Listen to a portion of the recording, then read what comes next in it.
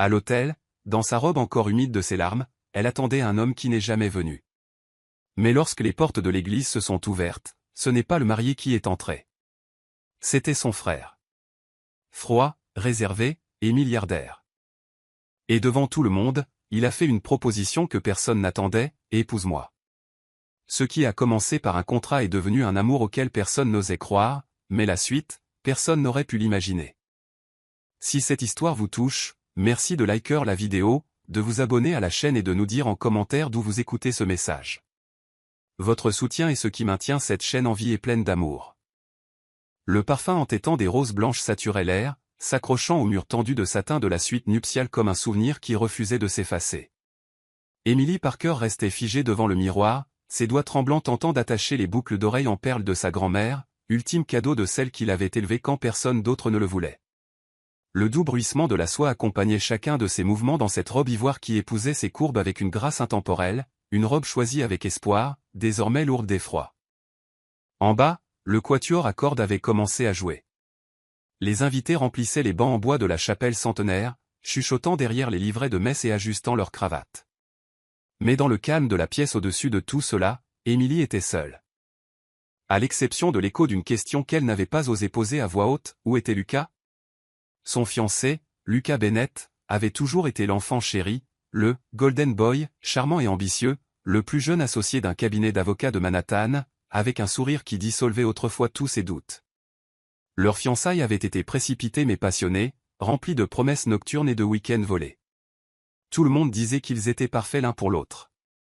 Tout le monde, sauf un homme qui ne lui avait pas adressé plus de 10 mots depuis leur rencontre, son frère. Le cœur d'Emily s'emballa lorsque sa demoiselle d'honneur frappa un coup, ouvrit la porte et entra, pâle, nerveuse, serrant son téléphone comme une bouée de sauvetage. « Emily, je ne sais pas comment te dire ça. » Elle n'avait pas besoin de le dire. Le silence était déjà assourdissant. Des minutes passèrent, ou peut-être des années. Emily remarqua à peine le son de ses propres sanglots alors qu'elle s'effondrait sur la banquette en velours, son voile tombant sur le côté comme un drapeau vaincu. La honte lui brûlait les joues, ses lèvres tremblaient, sa vision se brouillait, et quelque part sous la dévastation, une petite voix chuchotait, « Tu aurais dû le voir venir. » Mais elle ne l'avait pas vu. Pas ça. Pas être abandonnée à l'hôtel avec des centaines d'yeux qui attendent et aucun marié pour remonter l'allée. Puis, on frappa à la porte. Un coup plus ferme. Plus froid. Emily leva les yeux et son souffle se coupa. Dans l'encadrement de la porte se tenait Nathan Bennett. Le frère aîné de Lucas. PDG milliardaire. Célèbre pour son stoïcisme, son contrôle et cet empire bâti sur les ruines du nom de leur famille. Toujours en costume noir, toujours entouré de silence et de mystère. Là, il se tenait devant elle dans un smoking sur mesure, aussi calme que jamais, ses yeux gris acier scannant la pièce avant de s'arrêter finalement sur les siens. « Je suis désolé, dit-il, sa voix basse, douce, impossible à déchiffrer. Mais tu n'as pas beaucoup de temps. » Emily cligna des yeux, stupéfaite. « Pardon ? Les invités attendent, poursuivit-il, et Lucas ne viendra pas. » Ces mots n'étaient pas cruels, juste cliniques, comme s'il énonçait des faits lors d'un conseil d'administration. « Je le sais, » chuchota T.L., essayant de ne pas s'effondrer. « Je ne sortirai pas là-bas. »« Je ne pensais pas que tu le ferais, » dit-il. Une pause. Puis, lentement, il s'avança. « C'est pour ça que je suis venu. »« Pourquoi ?» Sa voix se brisa. « Pour confirmer l'humiliation ? Ou pour proposer une opération de communication pour sauver l'image de la famille ?» Un muscle tressaillit dans sa mâchoire. Puis il sortit un petit écrin de velours de sa poche intérieure et le posa doucement sur la coiffeuse à côté d'elle.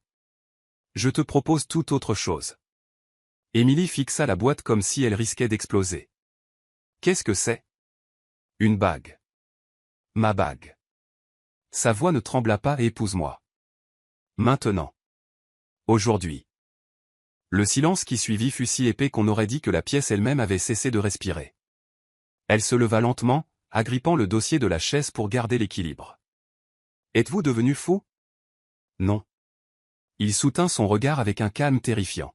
« Ce mariage a été médiatisé. Des clients importants sont ici. Des donateurs. La presse. Mon père. Ta famille. Tu as tout donné pour que ce jour existe et je ne le laisserai pas te prendre ça. Donc c'est une question d'image, demanda-t-elle, la voix tremblante. C'est une question de respect, répondit-il. Pour toi. Pour ce qui a été promis. Émilie le dévisagea, essayant de comprendre. Vous me connaissez à peine. J'en sais assez. Tu es gentille. Gracieuse. Résiliente. Tu as maintenu cette famille unie après que Lucas ait brûlé tous les ponts. Et qu'il ait fui ou qu'on l'ait poussé, il n'est pas là. Moi, si. La pièce semblait impossiblement petite. Son pouls rugissait dans ses oreilles. C'est insensé, dit-elle, plus doucement. Le mariage n'est pas un contrat commercial qu'on signe pour sauver la face. Non, dit-il. Mais parfois, ça commence comme tel. Elle baissa les yeux vers l'écrin. Puis vers son reflet. Mascara coulé. Voile de travers. Cœur en miettes. Elle avait rêvé d'un amour qui ressemblait à de la musique. De vœux chuchotés avec des mains tremblantes et des yeux qui ne voyaient qu'elle. Mais maintenant, elle se tenait devant les cendres de ses rêves. Et devant elle se trouvait un homme offrant un autre type de promesse. Pas d'amour, mais de sécurité. De dignité. De ne pas avoir à sortir là-bas seul. Je ne te demande pas d'éprouver quoi que ce soit pour moi, dit-il doucement. Je te demande de dire oui pour toi-même. Ses yeux s'emplirent de larmes à nouveau, mais cette fois, pas seulement de douleur. Qu'est-ce que ça impliquerait? Chuchota-t-elle. 1 an, répondit-il. Un mariage. Des vies séparées. Une liberté totale. Mais aujourd'hui, tu marches dans cette allée la tête haute. Elle ne répondit pas. Pas avec des mots. Au lieu de cela, elle tendit la main, ouvrit l'écrin de velours et prit la bague. Ses doigts tremblaient alors qu'il la glissait à son doigt, silencieusement. Pas de baiser. Aucun geste romantique. Juste une compréhension silencieuse entre deux personnes liées par des attentes brisées et des choix inattendus. Et quand les portes de la chapelle s'ouvrirent quelques minutes plus tard et qu'Emily Parker entra au bras de Nathan Bennett, la salle entière eut le souffle coupé. Parce que le marié avait changé, mais pas son courage. Et alors qu'il se tenait devant le prêtre, Emily ne pouvait s'empêcher de se demander « Qu'est-ce que je viens de faire ?» L'ascenseur montait silencieusement, ses parois de verre révélant la ligne d'horizon scintillante de Manhattan au crépuscule. Emily se tenait à côté de lui, ses mains encore marquées par l'empreinte de la bague qu'il avait passée à son doigt quelques heures plus tôt. Elle semblait à la fois étrangère et lourde. Un symbole de quelque chose qui n'était pas de l'amour, mais qui n'était pas non plus de la cruauté. Quelque chose entre les deux. Nathan n'avait pas dit grand-chose après la cérémonie. Ni dans la voiture, ni pendant la réception polie où les invités murmuraient derrière leur flûte de champagne et spéculaient à voix basse, ni quand la presse prenait discrètement des photos à distance, incertaine de la façon de cadrer ce qui venait de se passer. Il l'avait simplement guidé, calme, composé, illisible, jusque dans sa voiture noire et maintenant dans son Penthouse, 38 étages au-dessus d'une ville qui ne semblait plus familière. Lorsque les portes de l'ascenseur s'ouvrirent, le souffle d'Emily se coupa. L'espace était époustouflant. Des murs de verre encadraient les lumières de la ville, projetant de longs reflets sur les sols en marbre et le bois chaleureux. Mobilier minimaliste, couleurs neutres, œuvres d'art soigneusement placées, une maison qui semblait curatée, mais pas froide. Une cheminée vacillait doucement sur le mur du fond, peignant des ombres douces à travers la pièce. Nathan fit un geste vers un couloir latéral. C'est ta chambre. Première porte à droite. Elle est entièrement meublée. Tu peux la redécorer comme tu le souhaites. Emily hocha la tête une fois, ses talons silencieux sur le sol poli.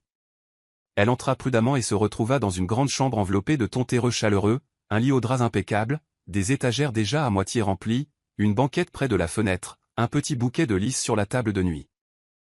Elle referma la porte à moitié, puis se retourna pour lui faire face dans le couloir. Ce n'est pas ce à quoi je m'attendais. Je ne voulais pas que tu te sentes comme une invitée, dit-il. Mais je le suis, murmura-t-elle. Dans votre monde, dans votre vie. Son regard accrocha le sien. Non. Tu es ma femme maintenant. Le mot semblait étrange. Définitif. Emily s'appuya contre le cadre de la porte. Pourquoi avez-vous vraiment fait ça, Nathan? Il ne répondit pas tout de suite. Au lieu de cela, il marcha vers la cuisine et versa 2 verres d'eau. Pas de vin. Pas de célébration. Juste de l'eau, comme pour ancrer le moment dans le réel. Je te l'ai dit, fit-il en lui tendant un verre. Je ne crois pas qu'il faille laisser quelqu'un tomber sans lui offrir quelque chose à quoi se raccrocher. Et à quoi je me raccroche ici, demanda-t-elle doucement. 1 an, dit-il. 1 an de structure. De stabilité. Pas d'attente au-delà de ce sur quoi nous nous mettons d'accord ce soir. Elle expira, plissant les yeux. Vous voulez formaliser ça? Il hocha la tête. Un contrat. Pour la clarté. Pour les limites. Émilie le suivit dans le salon, ses épaules nues refroidies par la climatisation. Il prit un dossier relié en cuir sur la table et l'ouvrit. Lis-le, dit-il. Les termes étaient clairs. Aucune intimité physique. Chambre séparée. Respect mutuel. Elle pourrait continuer son travail d'artiste sans restriction. Il pourvoirait à ses besoins. Investirait dans un atelier pour elle. Et en retour, elle remplirait le rôle de son épouse en public. Assister aux fonctions. Gérer les demandes de la presse. Jouer le rôle. Émilie passa ses doigts sur la page. Vous avez pensé à tout. Je ne fais pas d'improvisation, dit-il simplement.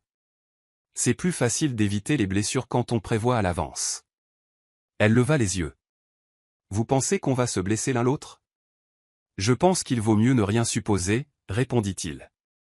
Il n'y avait aucune malice dans son ton. Juste le genre de distance que les gens construisent après avoir été brûlés une fois de trop. Émilie posa le dossier. Et après 1 an? Nous nous séparons, dit-il. Calmement. En privé. Avec dignité. Un long silence passa entre eux. Le genre qui s'étire quand aucune des deux personnes n'est sûre si le pont entre elles doit être construit ou brûlé. Et qu'en est-il? Des sentiments, demanda-t-elle. Il la regarda alors. La regarda vraiment. Et pour la première fois, quelque chose vacilla dans son expression. Regret? Désir? Elle ne saurait le dire. Les sentiments sont imprévisibles, dit-il. C'est pourquoi nous fixons des termes. Son cœur se serra un peu, même si elle ne savait pas pourquoi. Peut-être parce qu'une petite partie insensée d'elle-même avait imaginé que cet homme, cet inconnu qui était intervenu quand son monde s'effondrait, pourrait être capable de quelque chose de plus. Émilie se leva. Je vais signer. Mais je veux poser une condition. Nathan haussa un sourcil. Laquelle? Je veux mon propre atelier, pas juste un coin dans cet appartement. Je veux un endroit séparé avec une clé qui n'appartient qu'à moi. Il hocha la tête une fois. Accordé. Et je veux un contrôle créatif total. Vous n'intervenez pas. Pas de critique. Pas d'influence. Tu es une artiste, dit-il. Pas une employée. Je n'oserais pas. Ses lèvres frémirent. Presque un sourire. Aussi, ajouta-t-elle, ne regardez pas par-dessus mon épaule quand je peins. Jamais. Il inclina la tête. Es-tu si secrète? Non, dit-elle en soutenant son regard. Je suis si vulnérable. La vérité flottait entre eux, lourde et brute. Nathan lui tendit un stylo. Elle n'hésita qu'un instant avant de le prendre et de signer son nom. Le nom qu'elle portait désormais. Emily Bennett. Étrange. Officiel. Inconnu sur sa propre langue. En lui rendant le stylo, leurs doigts s'effleurèrent. Ce ne fut rien de plus qu'une seconde. Peau contre peau. Mais ce fut comme si une secousse la traversait. Un silence qui en disait plus que les mots ne le pouvaient. Nathan s'éclaircit la gorge et recula. Tu trouveras ton dressing déjà rempli, dit-il. J'ai envoyé quelqu'un récupérer tes affaires dans ton ancien appartement.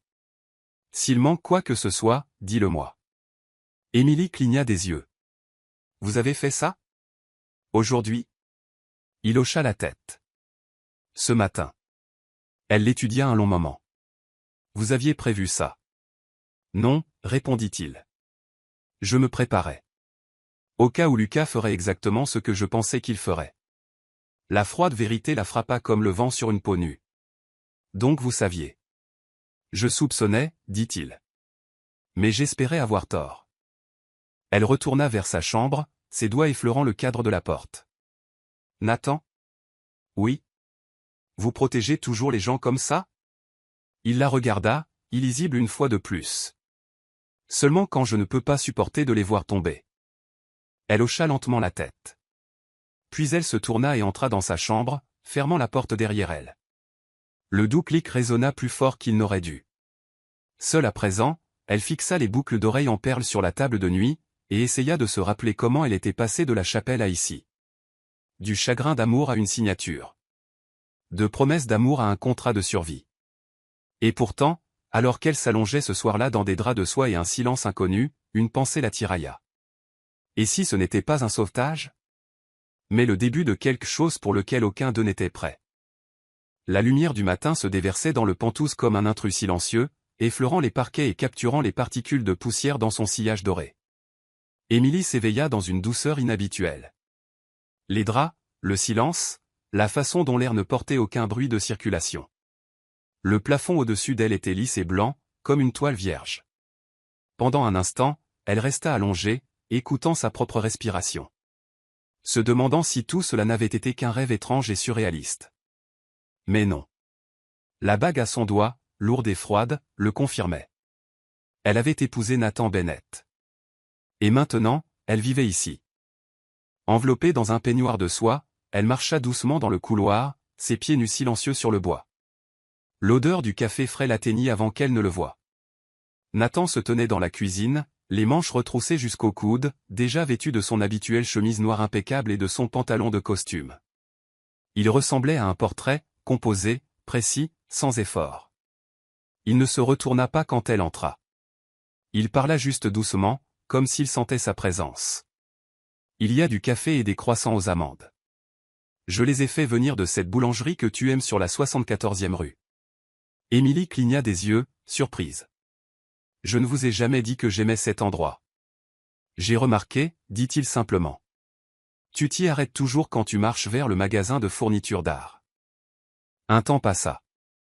Vous m'observez depuis un moment, n'est-ce pas? Il croisa son regard alors, stable, inébranlable. Pas observé. Juste remarqué. Émilie ne répondit pas. Au lieu de cela, elle s'approcha et se versa une tasse de café, l'arôme riche et familier. La tasse était chaude dans ses mains, rassurante. Elle prit une gorgée et laissa le silence s'installer, non plus gênant. Juste là.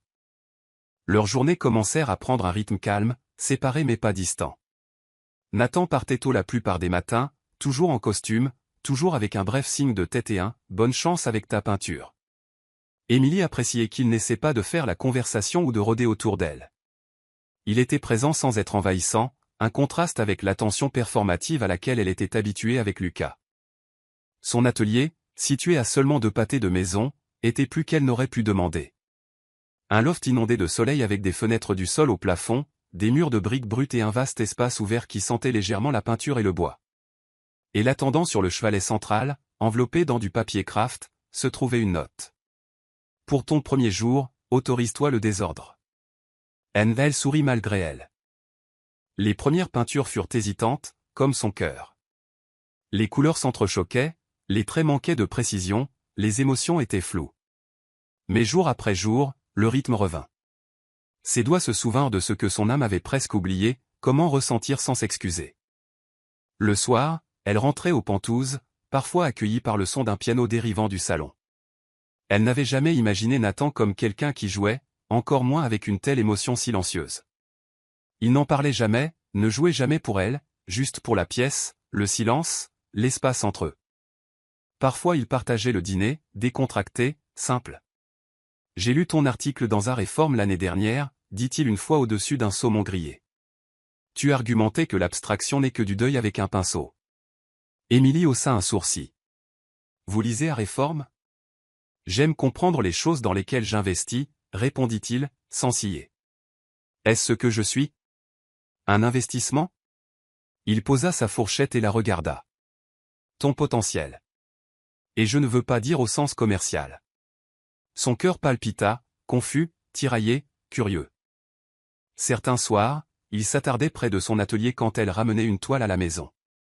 Il n'entrait jamais, s'arrêtait juste près de l'entrée, jetait un coup d'œil aux couleurs, et disait quelque chose qui ne ressemblait pas à un éloge, mais à quelque chose de plus doux, de plus réel. tu as changé ta palette cette semaine. On aurait dit que le bleu mentait. Il hocha la tête comme s'il comprenait cela. Et peut-être, impossiblement, le comprenait-il. Une nuit, alors qu'elle traversait le Penthouse avec un verre de vin rouge à la main, elle trouva une pièce qu'elle n'avait pas remarquée auparavant. La porte était entr'ouverte. À l'intérieur se trouvait une galerie. Pas une vraie, une privée. La sienne. Des dizaines de ces toiles couvraient les murs, datant d'il y a des années. Des pièces qu'elle croyait perdues. Des pièces vendues sous des pseudonymes, offertes à des galeries, jetées dans le chaos du début de sa carrière. Elle se retourna lentement, stupéfaite. Vous les avez gardées. La voix de Nathan vint de l'entrée. Je ne les ai pas gardées. Je les ai cherchées. Elle le regarda, submergée. Pourquoi? Parce qu'elle disait ce que tu ne pouvais pas encore dire à voix haute. Et j'avais besoin de l'entendre. Émilie sentit sa poitrine se serrer. Ce n'est pas de l'admiration, Nathan. C'est de l'obsession. Non, dit-il en entrant dans la pièce. L'obsession est égoïste. C'était de la révérence. Le silence remplit l'espace entre eux, épais comme de la peinture à l'huile sur une toile. Je ne savais pas, chuchota T.L. Je n'avais jamais l'intention de te le dire, dit-il, mais maintenant tu es là, et je pensais que tu méritais de voir ce que tu as construit, avant que quiconque d'autre ne le fasse. Ses yeux la brûlaient, mais elle refusa de pleurer. À la place, elle se tourna vers les peintures. Je ne sais pas encore qui vous êtes, dit-elle doucement. Mais pour la première fois, je pense que vous pourriez être plus que l'ombre de votre frère. Nathan ne bougea pas et toi, tu es bien plus que la femme qu'il a laissée derrière lui. Cette nuit-là, Émilie ne put dormir. Elle resta éveillée, écoutant le bruit de la pluie tapant contre les fenêtres, ses pensées tournoyant comme des pinceaux trempés dans des couleurs pour lesquelles elle n'avait pas de nom. Une partie d'elle voulait courir, fuir la confusion, la vulnérabilité. Mais une autre partie, plus petite mais plus forte, lui disait de rester, parce que pour la première fois depuis que sa vie s'était effondrée dans cette chapelle, elle ne se sentait pas prise en pitié. Elle se sentait vue. Et cela la terrifiait plus que tout le reste. La maison du lac ne ressemblait en rien à ce qu'elle avait imaginé. Émilie s'était attendue à quelque chose d'élégant, de froid, un autre monument de verre et d'acier à la richesse et au détachement de Nathan. Mais ce qui se dressait devant elle ce vendredi soir était une cabane en cèdre sombre, avec du lierre grimpant le long des coins et de larges fenêtres qui reflétaient les arbres environnants. L'air sentait le pin et la terre, et le silence semblait sacré. Nathan n'avait pas dit grand-chose sur le trajet. Il lui avait simplement dit qu'il avait besoin de s'éloigner quelques jours, que les marchés étaient volatiles, la presse implacable, et qu'il voulait du calme. Elle avait accepté, incertaine s'il voulait qu'elle vienne ou s'il l'informait simplement de son absence. Mais ensuite il avait envoyé une voiture, fait ses bagages, laissé une note sur le siège, apporte tes pinceaux. Maintenant, debout au bord du lac avec ses bottes à moitié enfoncées dans le sol humide, Émilie expira pour la première fois depuis des jours. L'intérieur de la maison était chaleureux. Des poutres en bois s'étendaient au plafond comme des bras ouverts. Un feu crépitait dans le foyer en pierre. Des livres remplissaient des étagères inégales. Il y avait même une courte pointe usée jetée sur le dossier du canapé, une petite imperfection humaine qu'elle n'aurait jamais associée à Nathan. Il ne fit aucun discours, aucun commentaire sur le travail ou les horaires. Au lieu de cela, il lui tendit une tasse de thé et dit simplement « Il y a de la soupe sur le feu, des serviettes dans le placard à linge. L'atelier est à l'arrière, j'ai pensé que tu voudrais ton propre espace. » Émilie ne répondit pas. Elle hocha juste la tête et laissa la chaleur du thé faire fondre la tension dans ses épaules. La pluie arriva cette nuit-là. Pas le genre doux, mais un orage rythmé et constant qui martelait les fenêtres et enveloppait la cabane dans son propre cocon privé. Émilie se tenait pieds nus dans le petit atelier du fond, fixant la toile vierge qu'il avait installée pour elle. Ses doigts la démangeaient. L'orage dehors chuchotait des choses qu'aucun mot ne pouvait contenir. Elle trempa son pinceau dans un cramoisi profond et le laissa saigner sur la surface. Des heures passèrent. Elle ne le remarqua pas. À un moment donné, il lui apporta une autre tasse de thé. Il ne parla pas, ne la regarda pas peindre, la laissa juste sur le rebord de la fenêtre et s'éloigna. C'était la première fois que quelqu'un lui donnait de l'espace sans rien demander en retour. Le lendemain matin, ils prirent le petit déjeuner en silence, mais c'était un genre de calme différent. Pas gênant, pas forcé, juste confortable. Nathan sirotait son café en feuilletant une copie usée du vieil homme et la mère Émilie esquissa son profil sans réfléchir. La façon dont son sourcil se fronçait légèrement quand il lisait. La faible cicatrice près de sa tempe qu'elle n'avait pas remarquée auparavant. Plus tard, ils marchèrent ensemble au bord du lac. Les bottes crissant contre les feuilles mouillées. La brume s'élevant de l'eau comme un secret. Nathan lui raconta la fois où il était passé à travers la glace ici quand il avait 10 ans. Comment son père n'avait pas remarqué sa disparition pendant des heures. Comment Lucas l'avait sorti de là. Je crois que c'est la dernière fois que je l'ai vu avoir peur, dit Nathan. Émilie le regarda. Et toi? Il haussa les épaules. J'ai cessé de m'autoriser la peur après ça. C'est incommode. Elle voulait lui dire que la peur n'était pas une faiblesse. Qu'elle était humaine.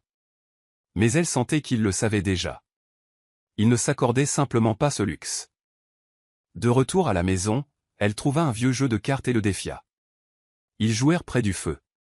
Leur rire calme mais réel. Elle le taquina quand il perdit. Il ne se défendit pas.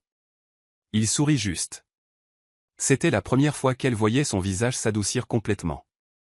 Cette nuit-là, l'orage revint. Et le silence aussi. Émilie se tenait dans le couloir à l'extérieur de sa chambre. Les doigts posés sur le cadre de la porte.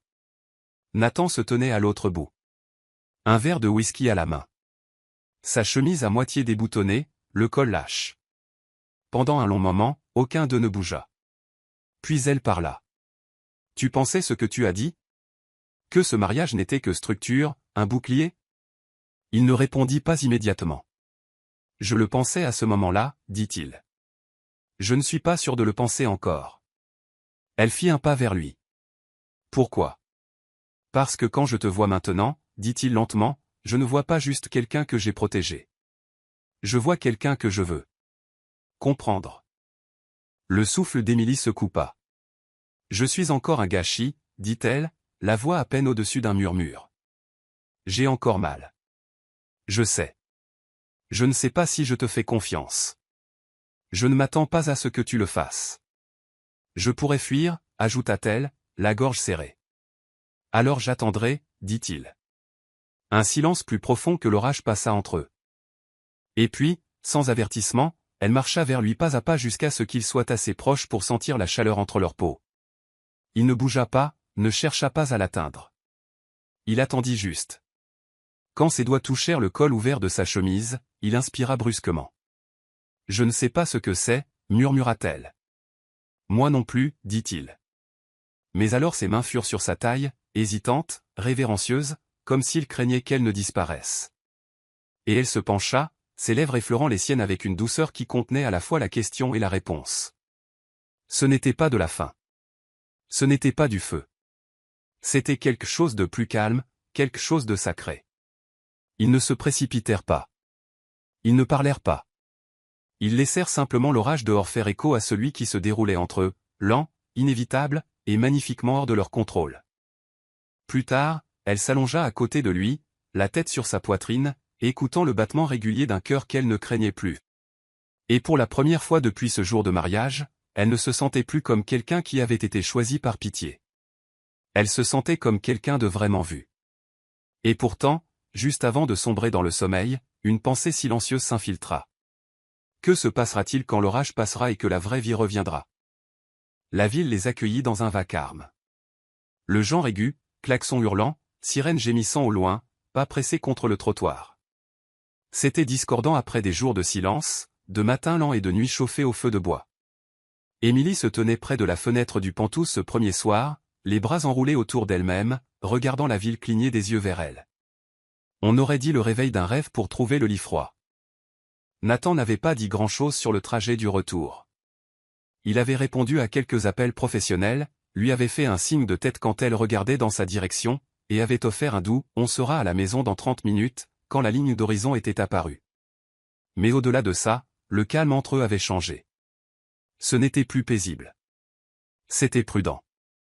Elle avait senti quelque chose bouger dans la maison du lac, quelque chose de réel, la façon dont il l'avait touchée, pas comme un homme qui revendique, mais comme quelqu'un qui lâche enfin prise. Et elle s'était laissée tenir, pas seulement physiquement, mais émotionnellement. Mais maintenant, de retour ici, les murs semblaient plus épais, l'air plus froid. Quand elle entra dans son atelier le lendemain matin, l'odeur des lys frais la frappa en premier. Puis elle vit le bouquet sur la table centrale, vibrant, extravagant et familier. Son cœur tomba. La carte n'était pas signée, mais l'écriture était indubitable. Lucas, je n'ai jamais cessé de penser à toi. Je suis désolé, s'il te plaît, donne-moi une chance de m'expliquer. Elle fixa les mots, le souffle coupé. Son premier instinct fut de le jeter. Mais ses doigts s'attardèrent. Parce que même maintenant, même après tout ça, il y avait des questions. Pourquoi était-il parti? Que s'était-il vraiment passé ce matin-là? Avait-il jamais eu l'intention de rester? Derrière elle, les portes de l'ascenseur s'ouvrirent, douces mais pas assez. La voix de Nathan brisa le silence. Il essaie de reprendre contact. Émilie se retourna lentement. Tu savais? J'ai supposé qu'il le ferait. Sa voix était tendue. Savais-tu qu'il enverrait des fleurs? Non. Mais je ne suis pas surpris. Nathan entra dans la pièce, son expression indéchiffrable. Il regarda le bouquet puis elle, pas avec colère, mais avec quelque chose de plus dangereux. De la distance. Elle détestait ça. Je n'ai pas demandé ça, dit-elle. Je sais. Le sais-tu? Le défiatait elle, la tension montant dans sa poitrine. Parce qu'on dirait que tu as déjà décidé que je suis déchiré. Il ne répondit pas tout de suite. À la place, il marcha vers la fenêtre et regarda dehors. Quand les gens reviennent de la guerre, dit-il lentement, ils cherchent souvent quelque chose de familier, même si c'est ce qui les a brisés. Elle tressaillit. Alors je suis une réponse traumatique? Il se tourna vers elle alors, enfin, les yeux perçants. Non, tu es celle qui est restée. C'est la différence. Un temps. Mais si tu regardes encore par-dessus ton épaule, Émilie, j'ai besoin de le savoir. L'air entrecrépitait. Je ne le fais pas, dit-elle. J'ai juste. Je ne m'y attendais pas. C'est tout. Nathan hocha la tête une fois. Trop vite. Puis il partit. La porte cliqueta derrière lui. Elle resta là un long moment, incertaine de savoir si elle devait crier, pleurer ou peindre, jusqu'à ce que ses bras lâchent. Au lieu de cela, elle ouvrit un tiroir, fourra la carte à l'intérieur et se dit que ça ne signifiait rien. Mais la graine avait été plantée et Nathan, toujours si composé, commença à changer. Au cours des jours suivants, il devint plus silencieux, pas comme il l'était avant, mais d'une manière qui ressemblait à une retraite.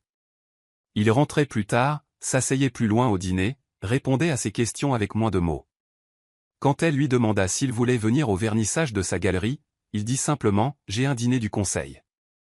Elle ne le crut pas. Ce soir-là, elle se tenait seule dans la galerie, entourée de son travail, d'étrangers louant ses coups de pinceau et son utilisation de l'espace. Mais le seul espace qu'elle remarquait était celui à côté d'elle. Vide. Un homme qu'elle ne reconnaissait pas l'approcha vers la fin. Costume élégant. Sourire poli. Émilie Bennett, dit-il. Encore plus éblouissante que votre travail. Elle força un sourire poli. Merci. Je suis un ami de Lucas, ajouta-t-il. Son sourire se figea. Il parle souvent de vous. Il a dit que vous aviez été volé. Elle cligna des yeux. Pardon? Il a dit que son frère avait manipulé toute la situation, qu'il l'avait payé pour disparaître seulement pour intervenir et prendre ce qui n'était pas à lui. Les mots la frappèrent comme une gifle. Je pense que vous devriez partir, dit-elle froidement. Il eut un sourire en coin. J'ai touché une corde sensible. Avant qu'elle ne puisse répondre, la sécurité s'était déjà approchée. Le mal était fait. Cette nuit-là, Émilie confronta Nathan. Il était dans son bureau, manches retroussées, les yeux sombres à force de trop d'heures et trop peu de sommeil. L'as-tu payé pour qu'il parte, Nathan, demanda-t-elle, la voix tremblante.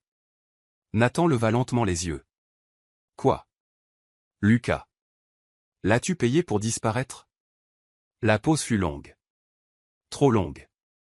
Je ne l'ai pas fait, dit-il finalement. Mais quelqu'un l'a fait. Qui? Il se leva, passa devant elle, se versa un verre. Il lui tournait le dos quand il parla. Mon père. Émilie sentit le sol se dérober. Pourquoi? Parce qu'il ne pensait pas que Lucas était assez fort pour t'épouser. Et parce qu'il ne pensait pas que tu étais réel. Et tu savais, chuchota TL.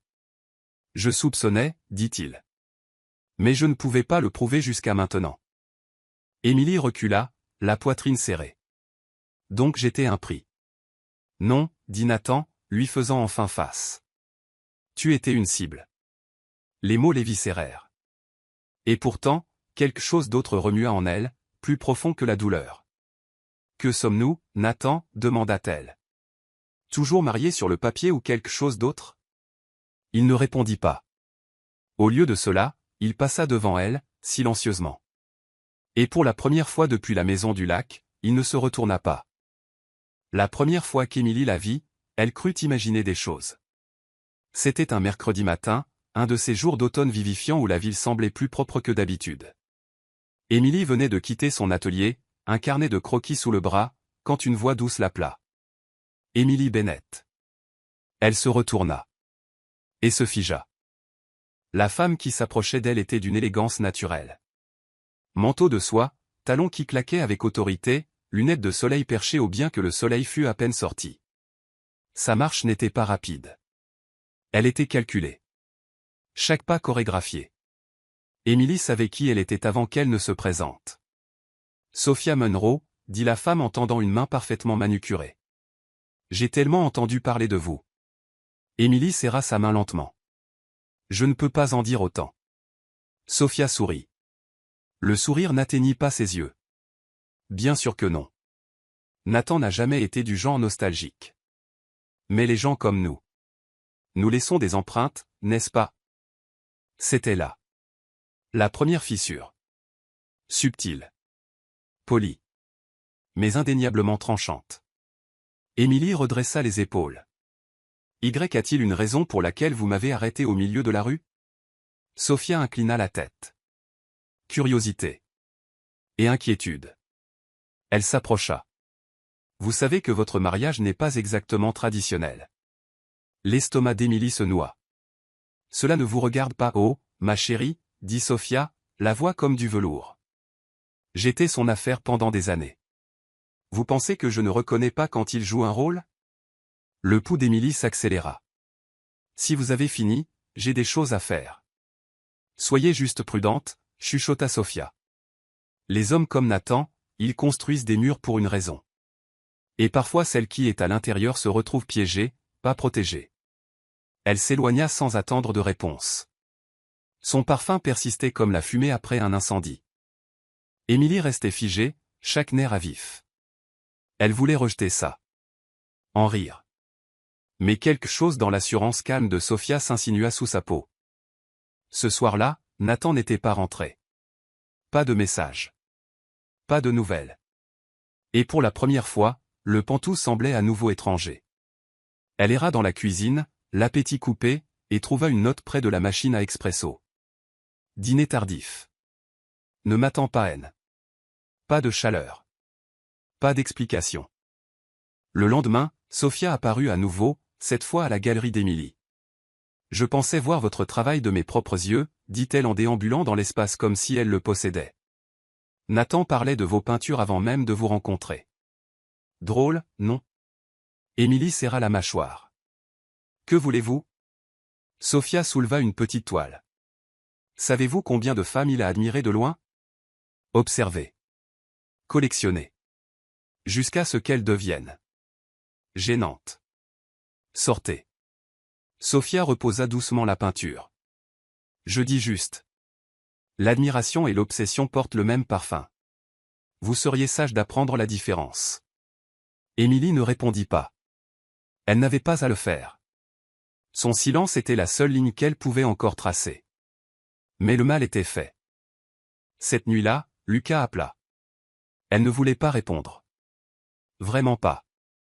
Mais la curiosité l'emporta. Ça, et le silence que Nathan avait enroulé autour de leur maison comme une seconde peau. Émilie, dit Lucas, sa voix plus douce que dans ses souvenirs. Je ne voulais pas que tout cela arrive. Vraiment, demanda-t-elle platement. Je ne serais jamais partie si on ne m'y avait pas poussé. Elle agrippa le téléphone plus fort. Ton père. Et Nathan, dit-il doucement. Ne le laisse pas te duper. Il n'est pas aussi noble qu'il le prétend. Elle voulait raccrocher. Mais elle ne le fit pas, il est obsédé par toi depuis des années, continua Lucas. Même avant notre rencontre. Les peintures. Les contrats de galerie. L'appartement qu'il t'a aidé à obtenir quand tu pensais que c'était un financement anonyme. C'était lui. Tout ça.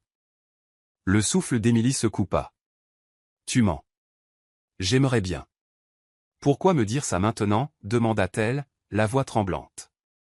Parce que tu mérites de savoir dans quoi tu es, dit-il. Et parce que je t'aime toujours.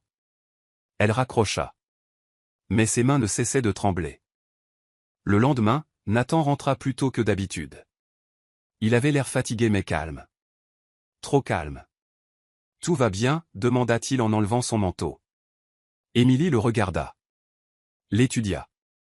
Tu te demandes jamais ce que ça signifie de tomber amoureux de quelqu'un? Avant de le rencontrer. Il se tourna, surpris. De quoi parles-tu? Elle ne répondit pas. Elle marcha simplement dans son atelier et ferma la porte. À l'intérieur, elle ouvrit un vieux meuble de rangement et sortit l'une de ses premières peintures. Un portrait. Flou. Abstrait. Masculin. Elle l'avait peint il y a des années sans réfléchir. Maintenant, en le regardant, elle réalisa quelque chose de terrifiant. Il ressemblait à Nathan. Les angles. Les ombres. Les yeux. Elle le fixa longuement, puis chuchota pour elle-même, « Et si je n'avais jamais été libre de choisir ?» L'atelier était sombre. Éclairé seulement par le soleil de fin d'après-midi se déversant par les fenêtres en stries silencieuses.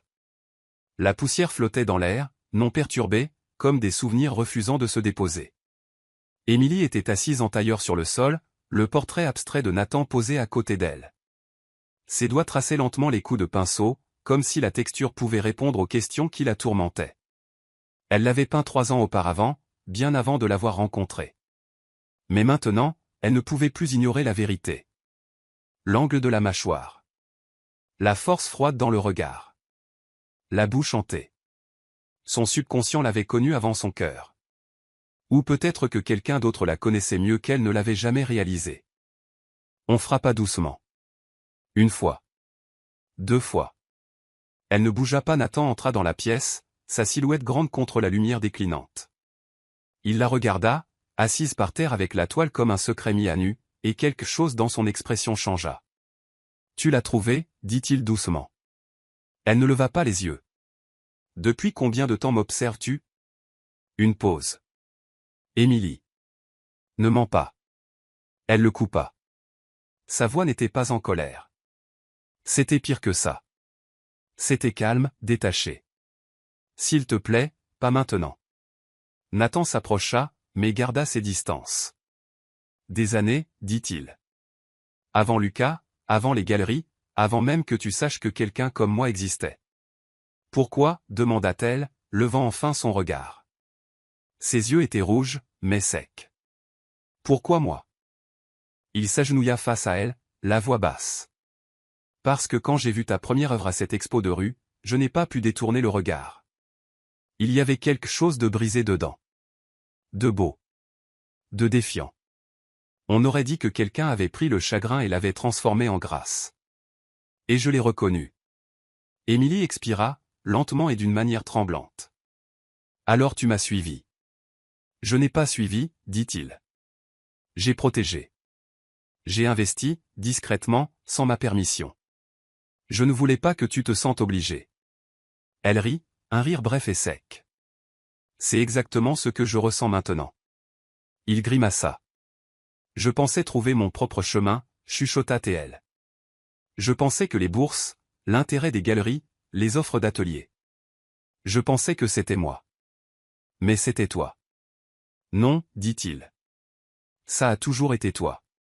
J'ai juste déplacé les obstacles. » Émilie se leva lentement, les bras croisés sur sa poitrine.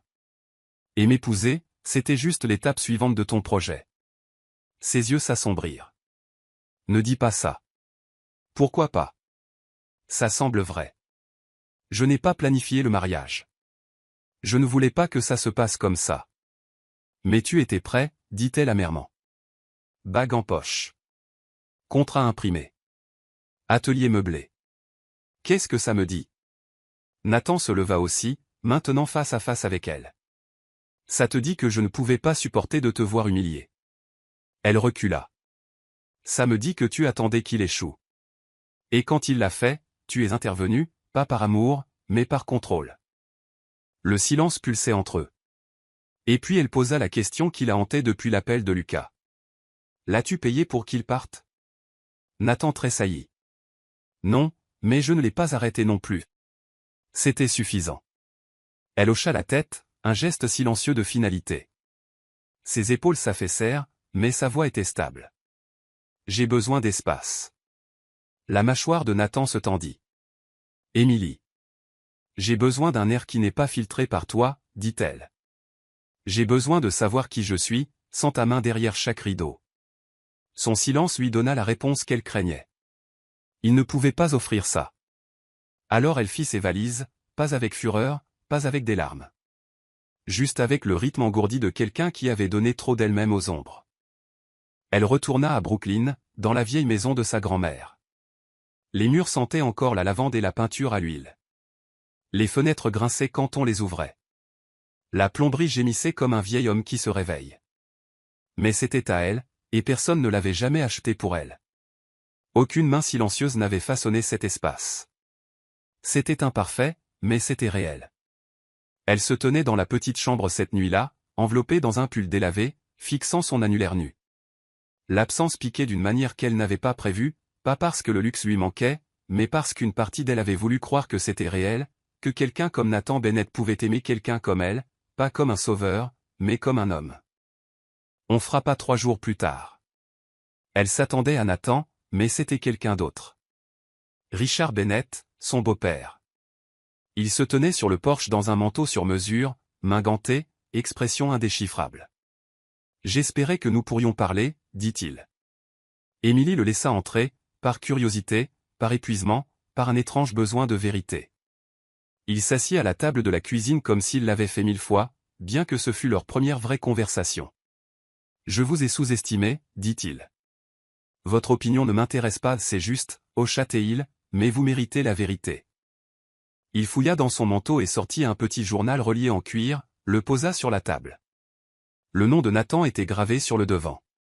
Émilie fronça les sourcils. Qu'est-ce que c'est? À lui, dit Richard.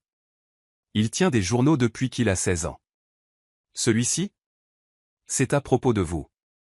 Je ne veux pas, vous devriez le lire, l'interrompit-il doucement, avant de décider qui il est vraiment. Émilie fixa le journal, effrayée de le toucher. Mais une partie d'elle, la partie qui se souvenait encore de la façon dont il la regardait à la lueur du feu, avait besoin de savoir. Richard se leva pour partir. À la porte, il s'arrêta. J'ai payé Lucas pour qu'il s'éloigne, dit-il. Pas Nathan. Moi. Je pensais que vous en aviez après l'argent de la famille. Et Nathan. Il m'a supplié de ne pas interférer, mais je n'ai pas écouté. Il partit avant qu'elle ne puisse répondre. La maison retomba dans le calme. Émilie resta assise avec le journal sur les genoux pendant un long moment. Puis, lentement, elle l'ouvrit. La première page datait d'il y a 2 ans. Je l'ai revue aujourd'hui, même café, même carnet de croquis. Elle ne voit pas comment le monde se courbe autour d'elle. C'est ce qui la rend dangereuse. Et belle. Elle tourna une autre page. Lucas parle de faire sa demande. Je veux hurler, mais je ne le ferai pas. Elle n'appartient à personne, surtout pas à moi. Une autre. Elle peint avec le deuil, et trouve quand même la couleur. J'aurais aimé connaître quelqu'un comme elle quand ma mère est morte. Peut-être que je n'aurais pas construit autant de murs. Émilie ferma le journal, ses mains tremblantes. Les mots n'avaient pas d'agenda, pas de vernis. Ils étaient bruts, désordonnés, humains. Et soudain, tout ce qu'elle croyait savoir se fissura. Parce que peut-être n'était-ce pas de la manipulation. Peut-être était-ce de l'amour. Juste le genre qui attendait en silence depuis bien trop longtemps. Le journal reposait sur la table comme quelque chose de vivant. Pas juste de l'encre et du papier, mais du souffle, de la mémoire. Une carte d'un homme qui n'avait jamais su dire ce qu'il ressentait à voix haute. Émilie ne l'avait pas rouvert depuis près de 24 heures. Elle avait peur. Peur de ce qu'elle ressentirait. Peur de ce que ça déferait. Mais ce matin-là, avec le son des cloches de l'église faible au loin et la lumière du soleil filtrant à travers les rideaux de lin, elle s'assit à la vieille table de sa grand-mère et tourna les pages. Chaque entrée l'attirait plus profondément. Il n'y avait pas de métaphores élaborées. Pas de déclaration d'obsession. Juste des morceaux de Nathan. Point. Je me demande ce que ça fait d'être choisi sans avoir à prouver sa valeur. Aujourd'hui, elle a laissé tomber un crayon et Harry, comme si le monde ne l'avait pas trahi. Je ne sais pas comment elle fait.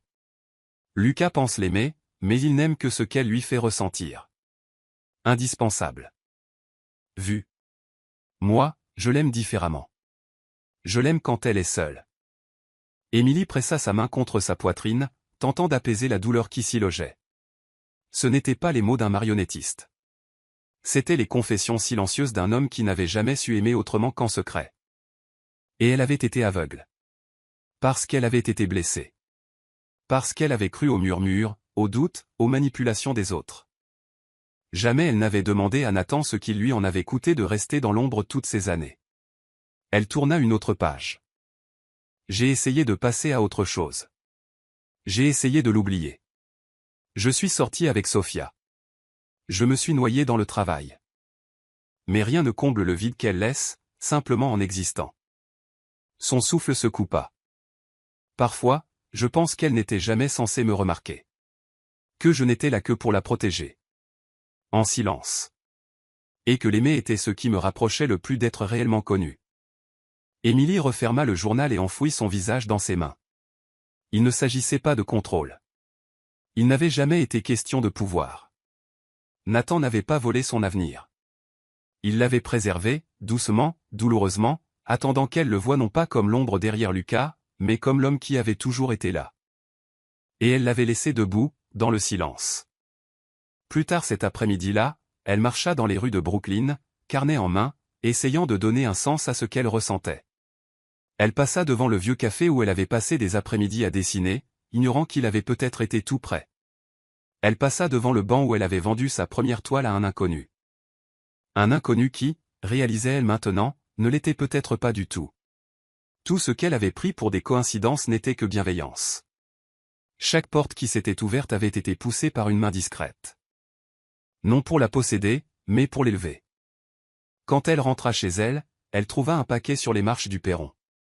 Pas de nom, pas d'expéditeur, juste une boîte brune attachée avec un ruban bleu marine. À l'intérieur, elle trouva son vieux carnet de croquis, celui qu'elle avait perdu 2 ans plus tôt lors d'un déménagement de galerie, celui pour lequel elle avait pleuré, le croyant disparu à jamais. Il y avait un mot. Je l'ai gardé en sécurité, car tout ce que tu dessines ressemble à ce que je n'ai jamais eu le courage de dire. N. Ses mains tremblaient. Elle serra le carnet contre sa poitrine, comme pour le protéger du poids de sa propre culpabilité. Puis elle murmura, plus pour elle-même que pour la pièce vide, « Que ai-je fait ?» Cette nuit-là, Émilie ne put dormir. Elle se tint à la fenêtre, regardant les lumières scintiller dans les immeubles lointains. Elle imagina Nathan dans son pentouse, seul, peut-être en train de lire, peut-être fixant le même ciel, se demandant si elle le haïssait, se demandant si elle avait oublié ce qu'ils avaient partagé dans cette maison au bord du lac. Elle n'avait pas oublié. Elle pouvait encore sentir son toucher, non seulement sur sa peau, mais dans ses souvenirs, dans la façon dont il lui versait son thé sans demander comment elle l'aimait, dans la façon dont il n'entrait jamais dans son atelier sans y être invité, dans la façon dont il voyait le sien sans bruit, sans exigence. Et maintenant, elle savait. Il n'avait jamais voulu la piéger. Il avait seulement voulu s'assurer qu'elle n'ait jamais à se battre seule. Le lendemain matin, elle appela son avocat. « Je veux récupérer l'appartement. Madame Bennett. Je veux rentrer à la maison. » Maison. C'était étrange de prononcer ce mot, car elle n'avait jamais considéré cet endroit comme le sien. Mais maintenant, sachant ce qu'elle savait, il ne s'agissait pas du pentouse. Il s'agissait de lui. Plus tard dans l'après-midi, elle revint, non pas avec des fleurs, non pas avec des excuses répétées, mais juste elle-même. La montée en ascenseur sembla interminable. Son pouls battait à tout rompre dans ses oreilles. Sa main trembla lorsqu'elle frappa une fois, puis ouvrit la porte avec la clé qu'elle n'avait toujours pas rendue.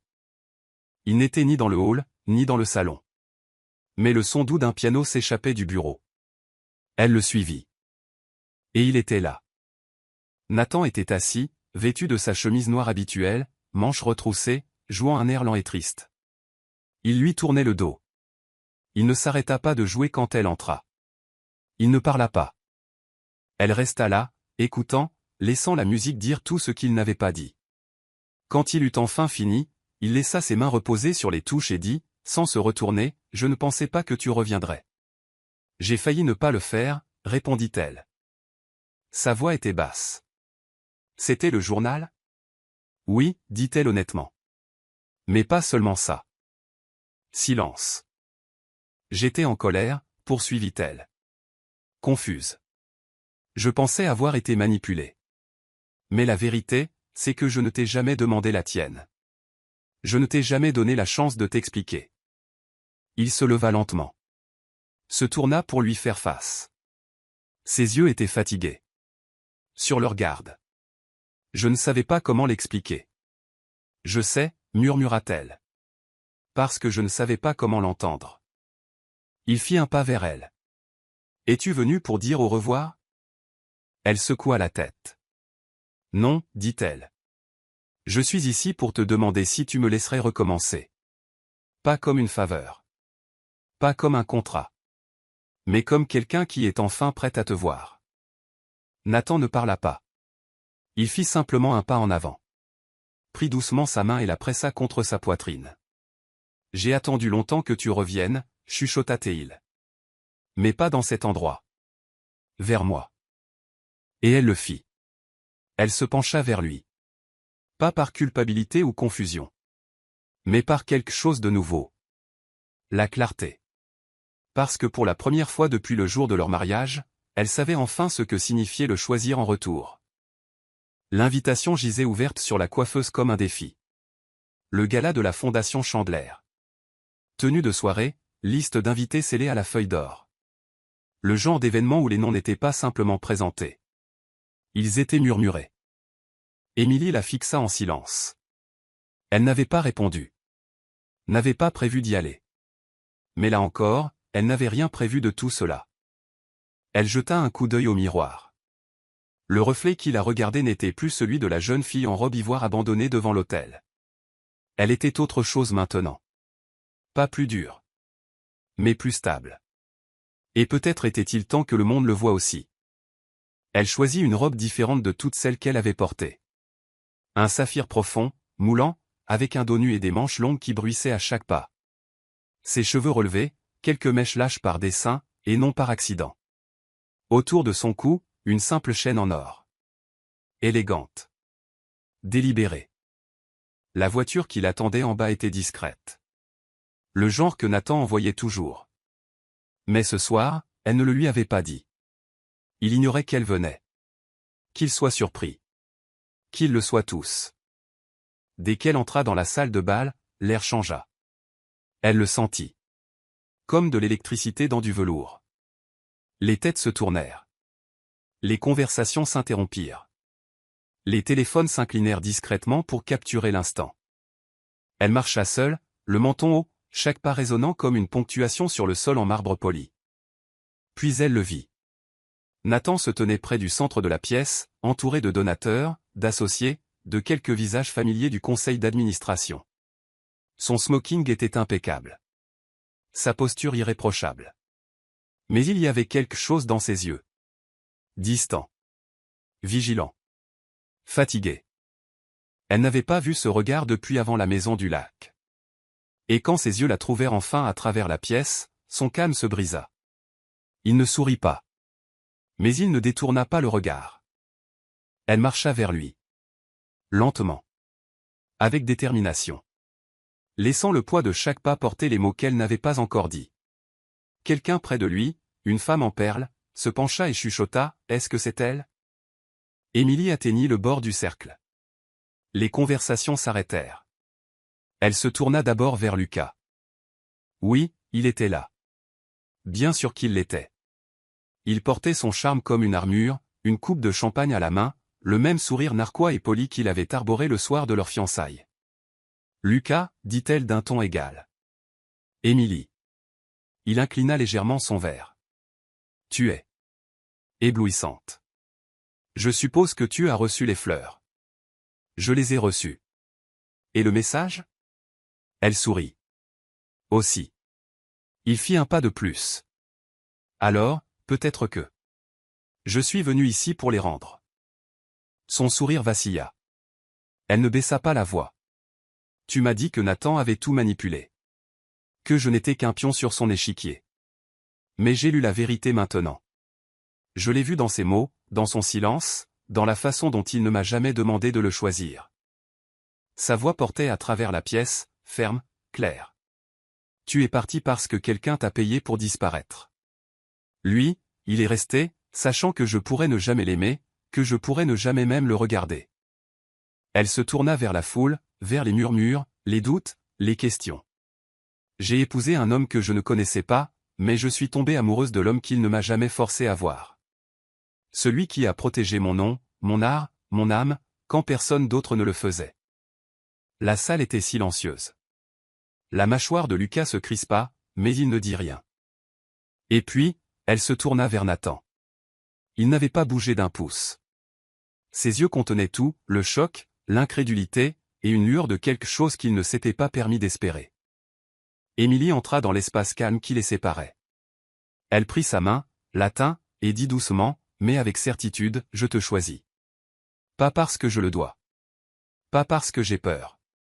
Mais parce que je te vois enfin, et je ne me suis jamais senti aussi en sécurité que dans la lumière. Pendant un long moment suspendu, personne ne respira. Puis Nathan fit quelque chose qu'il n'avait pas fait en public depuis des années. Il sourit.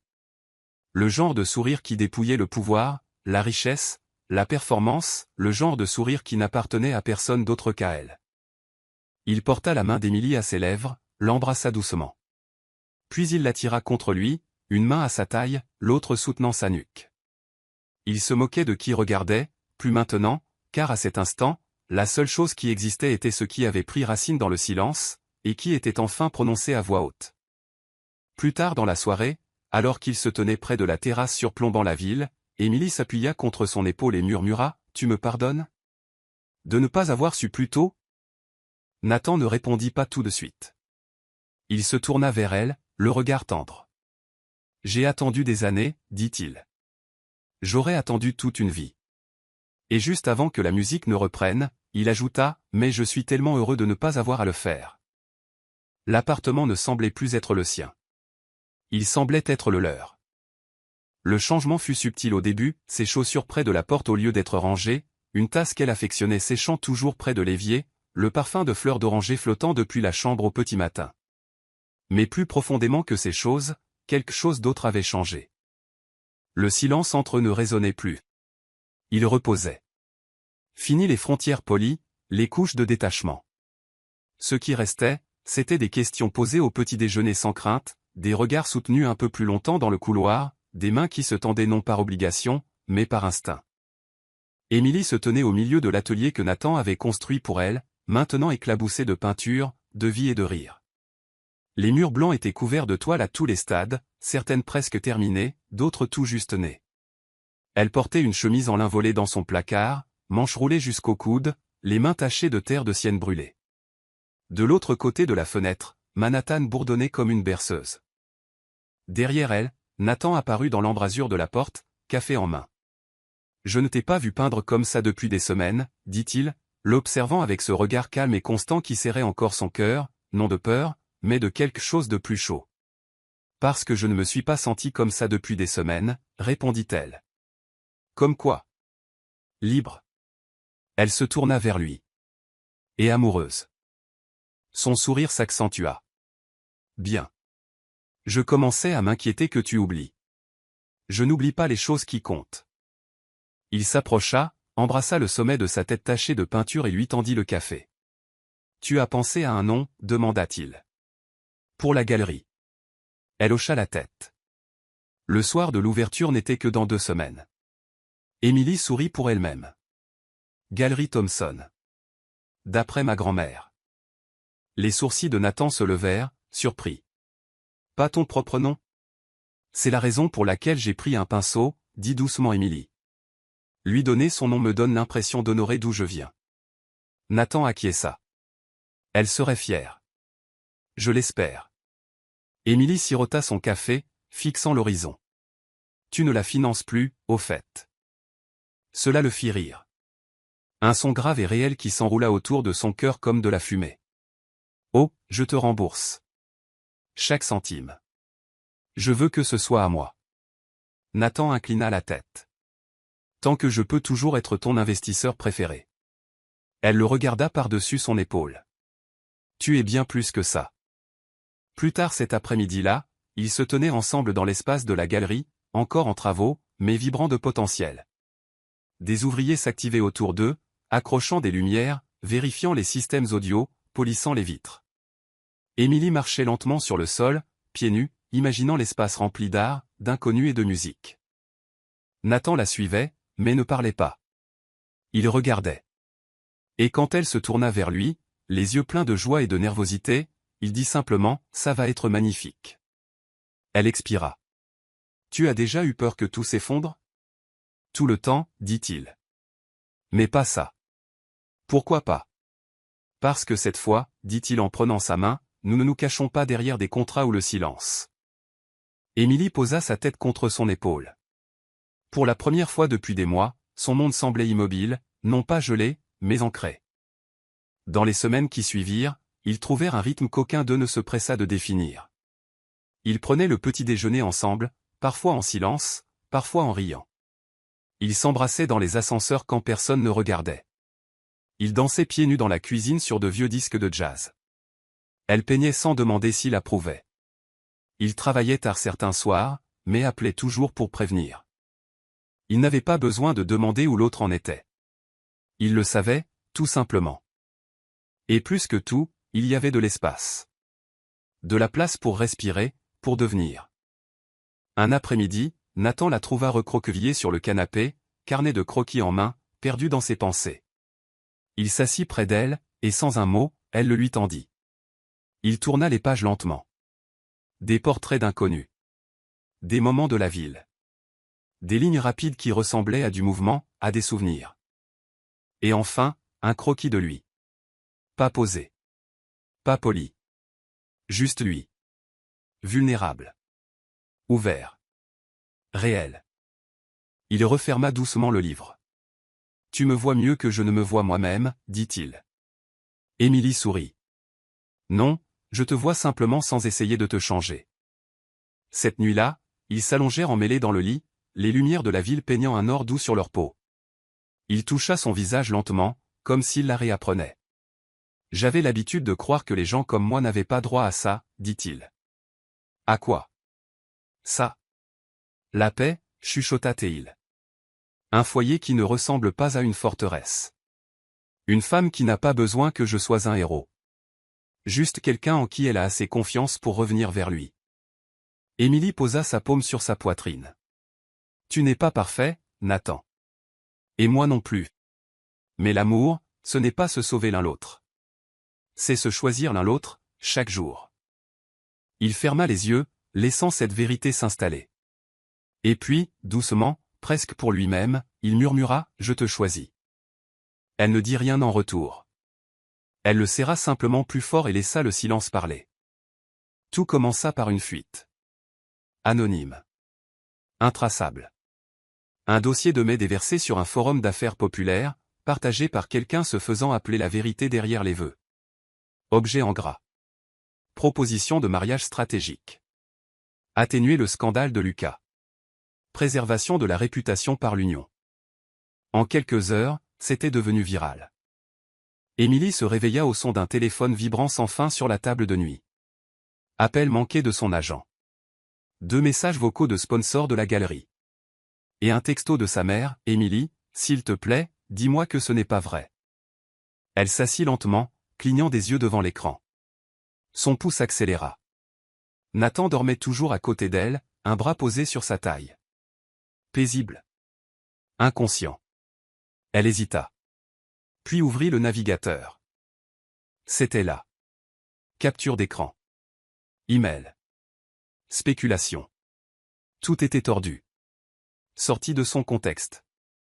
Mais suffisant pour semer le doute chez quiconque voulait croire au pire. Les gros titres brûlaient. Mariage pour l'image. Les emails du milliardaire provoquent un tollé. Emily Parker n'était-elle qu'un pion? L'empire Bennett bâti sur des secrets? Elle eut l'impression que le sol se dérobait sous ses pieds. Pas parce qu'elle y croyait.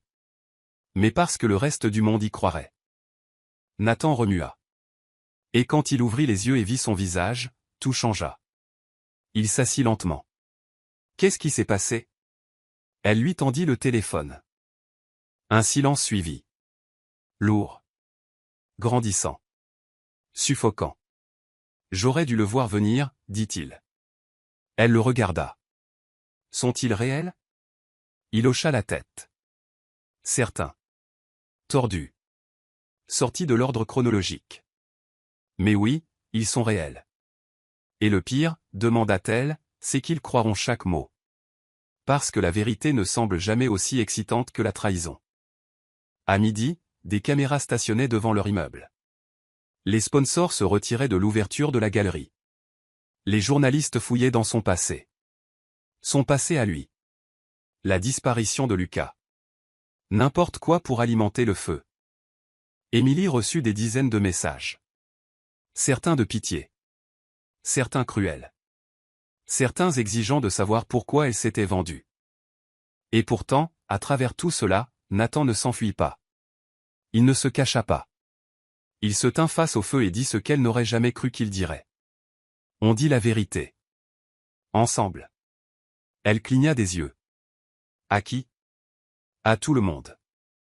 Ce soir-là, ils étaient assis côte à côte dans un studio de télévision. Les lumières étaient trop vives. Les chaises trop raides. La présentatrice trop impatiente. Nous sommes ici ce soir avec Emily Parker et Nathan Bennett, commença la femme, l'air soigné et répété. Le couple au centre de ce que certains appellent le scandale matrimonial le plus calculé de la décennie. La gorge d'Emily se serra. Mais elle ne tressaillit pas. Nathan parla le premier. Calme. Mesuré. Oui, certains de ces emails sont de moi, dit-il. Ils ont été écrits avant le mariage, quand je croyais que Lucas allait partir. J'ai envisagé d'intervenir. Mais ce n'était pas une stratégie. C'était la peur que quelqu'un à qui je tenais soit laissé humilier devant le monde entier. La présentatrice se pencha. Mais vous ne l'aimiez pas à l'époque.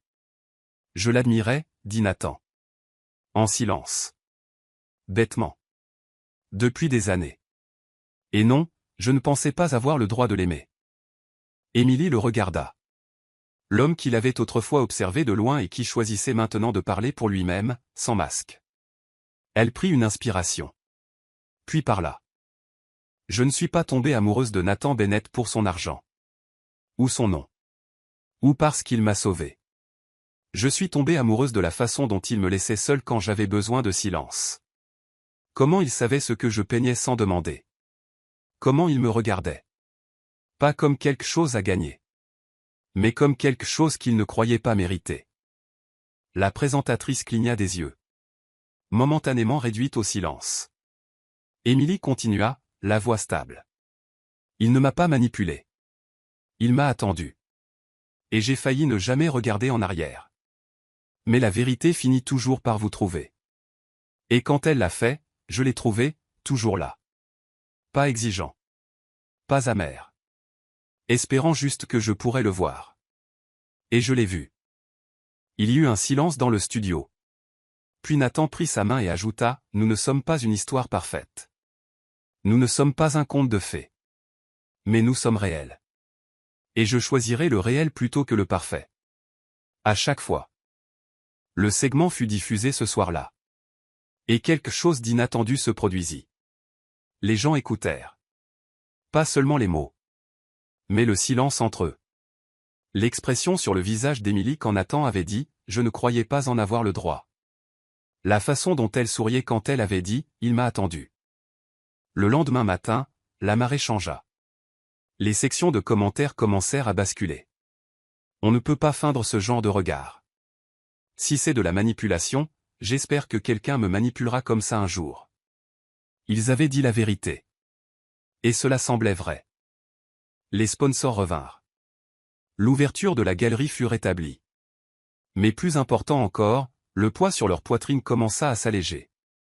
Ce soir-là, de retour à la maison, Nathan se tenait à la fenêtre. Les mains dans les poches. Émilie le rejoignit, enroulant ses bras autour de sa taille. « Je suis désolé que ça ait dû se passer comme ça, dit-elle. « Je ne le suis pas, répondit-il. Parce que maintenant, ils savent. Eux tous.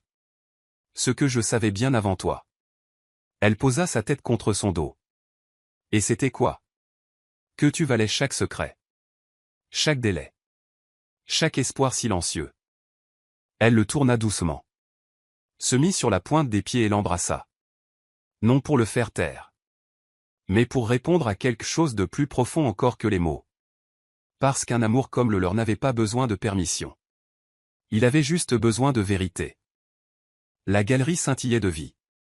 La lumière des bougies vacillait le long des murs, illuminant les bords doux de chaque toile. Des rires flottaient entre les conversations. Le tintement des coupes de champagne. Et le bourdonnement discret du jazz venant d'un petit quartet dans le coin. Émilie se tenait au centre de tout cela. Pieds nus sur le sol en béton poli. Sa longue robe de satin frôlant ses chevilles. Ses cheveux épinglés lâchement comme ceux d'un peintre après une longue journée. Elle n'avait pas eu l'intention de pleurer quand les portes s'étaient ouvertes. Mais quand elle vit les gens s'arrêter. S'arrêter vraiment. Devant son article. Quelque chose dans sa poitrine fondit. Ce n'était pas juste une galerie. C'était son histoire. Sa guérison. Sa vérité. Et d'une certaine manière, contre toute attente, c'était aussi le début de quelque chose de nouveau. De la foule, Nathan l'observait. Pas comme un mari. Pas même comme un bienfaiteur. Juste comme un homme toujours en admiration devant la femme qui, des mois auparavant, tremblait dans une robe de mariée. Et qui se tenait maintenant ici. Entière. Il portait un costume noir simple. Pas de cravate. Ses mains étaient glissées dans ses poches. Mais son regard ne la quittait jamais. Près du fond de la galerie, sous un doux projecteur doré, se trouvait un petit piédestal. Dessus, une boîte en velours. Pas de panneau. Pas d'étiquette. Juste une attente. Émilie ne le vit pas avant que la salle ne commence à se vider. La foule s'éclaircit. Les conversations s'adoucirent. Et dans le calme de la soirée finissante, Nathan s'approcha d'elle doucement. Elle se tourna avant qu'il ne parle. Comme si elle avait su qu'il arrivait.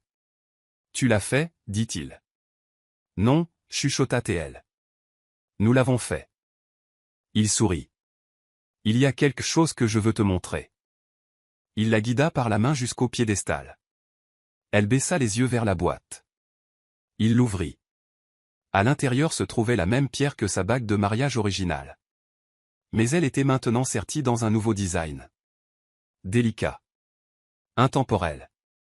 Et différent de tout ce qu'elle avait vu auparavant. Enveloppé de vignes dorées, comme quelque chose trouvé dans un livre de contes. Il ne s'agenouilla pas. Il n'en avait pas besoin. « Émilie, dit-il doucement, je t'ai épousée une fois pour te protéger. Mais je ne t'ai jamais demandé si tu voulais être choisie. » Son souffle se bloqua. « Alors je te le demande maintenant, continua-t-il. Pas par sauvetage. Pas par responsabilité. Mais par amour. Pur. Désordonné. Inachevé. Le genre qui te réveille au milieu de la nuit juste pour te regarder respirer. » Il prit sa main. « Veux-tu m'épouser à nouveau? Pas de contrat. Pas de conditions. Juste deux personnes. Enfin au bon endroit au bon moment. » Les larmes emplirent ses yeux. Elle rit. Le genre de rire qui se brise juste avant de devenir un sanglot. Et hocha la tête. « Oui, chuchota-t-elle. Mon Dieu, oui. » Il glissa la bague à son doigt, et elle allait parfaitement. Mais plus que ça, elle semblait juste. Comme si le cercle s'était enfin refermé. Le personnel de la galerie baissa doucement les lumières, et quelqu'un lança une nouvelle chanson. Douce, lente, faite pour des moments comme celui-ci. Ils dansèrent au centre de la pièce, seuls, entourés de toiles de toutes les versions d'elle qu'elle avait été. Et pour la première fois, elle eut l'impression d'être exactement là où elle devait être. Plus tard, alors qu'il sortait dans la douce nuit de Manhattan, Nathan la tira contre lui. « Où allons-nous à partir d'ici » demanda-t-elle. Il sourit. « Où tu veux. » Ils décidèrent de garder le Penthouse, mais aussi de restaurer la maison de sa grand-mère à Brooklyn. L'un pour la ville, l'autre pour l'âme. Il se retira des conseils publics et des gros titres. Elle se consacra à l'art, au mentorat et au rire. Il y avait des projets d'enfants, éventuellement, mais pas de pression. Pas d'horloge qui tourne. Ils avaient déjà vécu une vie. Celle-ci, ils la construiraient ensemble. Le premier matin dans leur maison de Brooklyn, elle fit du café pieds nus dans la cuisine, pendant qu'il réparait un robinet qui fuyait. Terriblement mal. Et quand elle le taquina à ce sujet, il l'éclaboussa d'eau sur sa robe. Elle riposta par un baiser. Il cessa de prétendre qu'il savait ce qu'il faisait. Plus tard cette semaine-là, elle accrocha une nouvelle toile dans le salon. Inachevée. Sauvage. Une émeute de couleurs. Il inclina la tête. « Comment s'appelle-t-elle » demanda-t-il. Elle embrassa sa joue. Espoir. Il s'était trouvé dans la douleur, mais avait choisi d'aimer dans la guérison. Au milieu des ruines, ils avaient bâti un foyer sans contrat. Seulement de l'engagement. Parce que le véritable amour ne commence pas par des promesses parfaites. Il commence par le courage de recommencer. Parfois, tout ce dont quelqu'un a besoin, c'est d'être vu.